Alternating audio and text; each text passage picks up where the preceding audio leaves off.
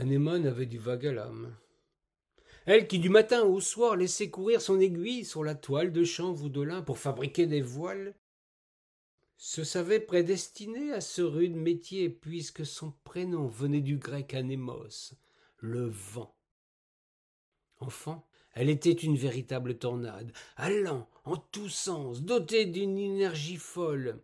Elle aurait voulu mettre sa force indomptable au service d'une activité qui lui permettrait de courir le monde, d'aller toujours de l'avant, mais elle était fille, bientôt femme, et se devait de rester à son ouvrage. Celui qu'elle avait appris de sa mère, qu'il l'avait appris elle-même de sa propre mère. Paradoxalement, si son travail avait des parfums d'embrun, de terre lointaine, d'iode et d'aventure, ce n'était certes pas pour elle l'employé du maître voilier, la couseuse à terre qui faisait des miles et des miles avec son aiguille sur la lisière de la voile. Elle avait beau rêver de voyage au long cours, elle était rivée à son tabouret, se brisant les yeux dans l'atelier mal éclairé de la rue de la main qui file. Il est des soirs, quand harassée de fatigue, les doigts gourds d'avoir tiré sur le fil de lin en piquant ce maudit point zigzag qui lui faisait tourner la tête, qu'elle rêvait à des ailleurs lointains, impossibles à atteindre. Elle voulait se fondre dans sa réalisation, se dissimuler dans les plis de la grande voile pour qu'un voiturier vienne l'acquérir. Elle serait montée à bord d'un chaland qui descendrait jusqu'à Nantes, profitant de l'aubaine pour embarquer sur un 3-mâts. Pour une aventure marine, tout ceci n'était qu'un songe impossible. Mon père parlait déjà de la marier, un gentil tanneur, certes, un garçon avenant et travailleur, mais le pauvre diable ne sentait pas vraiment le sable chaud et le vent du large. Il n'y pouvait rien. Il avait un métier qui avait de tout autre relents. Elle rêvait de se trouver dans de beaux draps de toile blanche, et non cette toile rugueuse et grise qui l'attendait chaque soir. Il en serait ainsi jusqu'à la fin d'une existence qui s'achèverait dans une autre toile, un linceul cette fois, sans avoir eu le bonheur de sentir se gonfler la voile pour filer au vent. Quelle misère! Comment échapper à ce sort funeste, à cette vie de cutéreuse, de pauvre gueuse qui trime du matin au soir sans autre but que d'avoir juste de quoi manger chaque soir? Qui lui avait mis de telles idées dans sa capoche de drôlesse? Un vieux bonhomme, ami de son père, qui venait de temps à autre animer une veillée, raconter des récits de flibustiers, d'explorateurs, de pirates ou de corsaires. Elle n'avait jamais saisi la différence. Ce qui lui importait, c'étaient les descriptions d'îles que le conteur rendait paradisiaques. Enfant, ces récits avaient construit son imaginaire d'un exotisme qui dénotait singulièrement avec la rudesse d'une cité laborieuse, industrieuse et enfumée, un cloaque insalubre pour qui vit près de la rivière. Résignée, elle se contentait de s'échapper par l'imaginaire lorsque ses droits couraient sur la voile, qu'elle était seule à son ouvrage, avec pour seul environnement la rumeur incertaine et lointaine du port de recouvrant.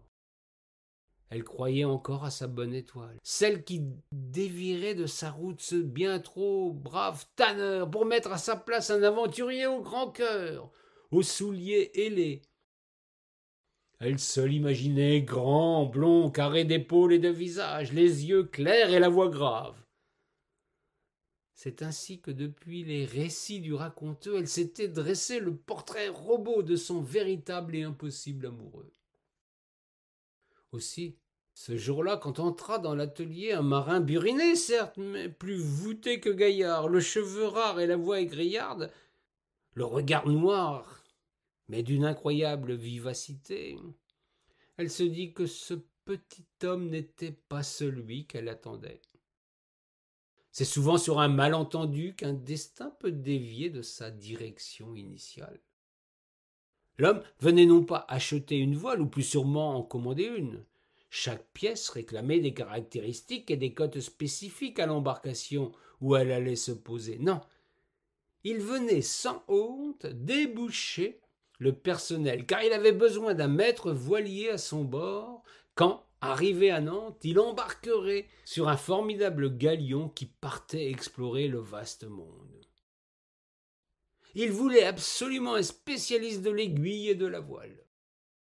Anémone, qui avait entendu la demande si particulière que ce visiteur adressait à son patron, sentit un frisson lui traverser le corps. C'était sa chance, l'occasion de quitter le sort qui lui était promis, sans qu'elle puisse infléchir la détermination farouche de son père. Non, elle ne se marierait pas en Orléans pour n'en sortir jamais. Elle rêvait de grands espaces, l'océan lui tendait les bras. Les deux hommes ne trouvèrent pas un terrain d'entente. Pour le maître voilier, il était hors de question de se séparer de ses compagnons, qui du reste avaient tous femmes et enfants au pays. Pour le marin, ce n'était qu'un refus de plus qu'il essuyait. Il en avait l'habitude, lui qui avait commencé sa quête dans la région nantaise, et l'avait poursuivi en remontant la Loire. C'est alors que la jeune fille, sans que quiconque se soit tourné vers elle, prit la parole pour déclarer « Je suis votre homme !» La formule avait de quoi surprendre, tant par la détermination perceptible dans sa voix que par la manière de l'exprimer. Le maître voilier se gratta la tête, signe chez lui d'une extrême perplexité. Il n'avait jamais songé que cette excellente ouvrière ait l'âme aventureuse. Pour le marin, la confusion et la perplexité se livraient une farouche bataille. Il resta silencieux de longues minutes sans que personne n'ose rompre la tempête qui devait se passer dans son crâne. L'homme finit par se tourner vers la couturière, qui n'avait pas interrompu son labeur, la tête humblement penchée sur son ouvrage. « Sacrebleu, une femme et point un laidron! J'avions jamais songé pareil équipage, voilà qui demande du réfléchissement. » Le patron, quant à lui, sachant le prochain mariage de son ouvrière, connaissait les risques qui pesaient sur la possibilité de la garder à son service. Il vint ajouter à l'expectative du client. « Anémone accepte votre proposition, je ne m'y opposerai pas. Elle sera la fierté de l'atelier de la main qui file. » Le marin perçut que se présentait à lui une chance. Chance unique, certes, tout autant qu'un problème insoluble. Une bonne ouvrière, une excellente même. Il s'était approché d'elle pour jauger son travail. « Ce n'est pas pour me déplaire, mais une femme, jolie et jeune à vous damner sur le galion, ça risque de faire grand chambardement dans la carrée. » Anémone leva les yeux et lui décocha une œillade à vous faire perdre pied, ce qui, même pour un marin, peut faire chavirer celui qui se trouve dans l'œil du cyclone. Il bredouilla. « Ma belle, tatibin du culot, m'v'là envoûté et pris d'enterrer. Me prend le désir d'accéder à cette folie. Tape là, je t'embarque dans l'instant. D'ici Nantes, nous aurons l'occasion de trouver parade pour justifier ta présence sur notre galion. » La valaison leva tous les doutes du brave marin. En quelques jours, le coup de foudre avait saisi un loup de mer qui jusque-là n'avait fréquenté que les dames des Bordeaux, faute de l'envie de contraindre une gentille femme à supporter des mois d'absence. Progressivement, de son côté, Anémone avait corrigé son portrait robot du beau marin ténébreux qui devait la conquérir. Elle décela en ce capitaine une humanité inhabituelle dans la corporation. Il la séduit à la fois par sa délicatesse, avec laquelle il s'adressait à elle, mais aussi à son équipage. À Nantes, la parade était toute trouvée. Anémone et Jasmin, un prénom de fleurs. La jeune fille ne pouvait rêver mieux. allait qu'envoler avant d'embarquer. Un vrai mariage d'amour, qui de fil en aiguille devint une merveilleuse association. Elle rêvait de beaux draps, elle se contenta pour son plus grand bonheur d'un hamac dans la cabine du capitaine, trop étroite pour y glisser un lit. La bagatelle s'en trouva que plus acrobatique. Anémone et Jasmin s'en satisfirent plaisamment. Le voyage constitua une belle page de l'histoire marine. Ils firent le tour du monde.